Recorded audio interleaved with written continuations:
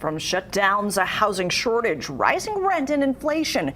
For 2 years and counting, so many of you are struggling to keep a roof over your head. Clark County promised to give 2,022 homeless people a home in 2022.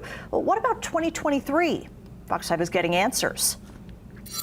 Not being able to work on Social Security and stuff, and most of the places wanted 3 times your income, and there was no way that I could afford it. Trina Holcomb has had it rough. She's been out of work from a car wreck, has no family, and stayed at a women's shelter. Help of Southern Nevada stepped in to help through Clark County's Operation Home to house 2,022 homeless or at-risk people in 2022. I got a beautiful 1-bedroom apartment in the heart of downtown Las Vegas. We're seeing more seniors and more families that are becoming homeless every day because rents are increasing. Clark County Social Services Manager says Operation Home surpassed its goal. They advertised incentives for landlords to help.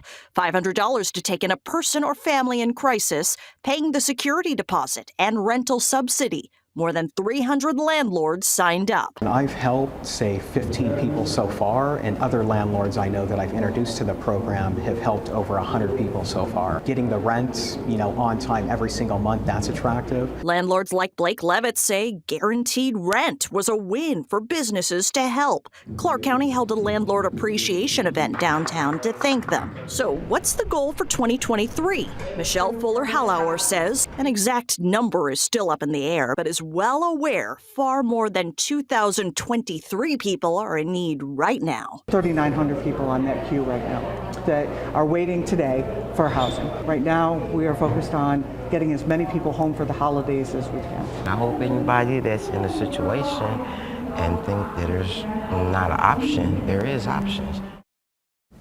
By December, that's when Clark County will create their 2023 goal to get help. The website is helphopehome.org. We have the information on our website in this story on Fox 5.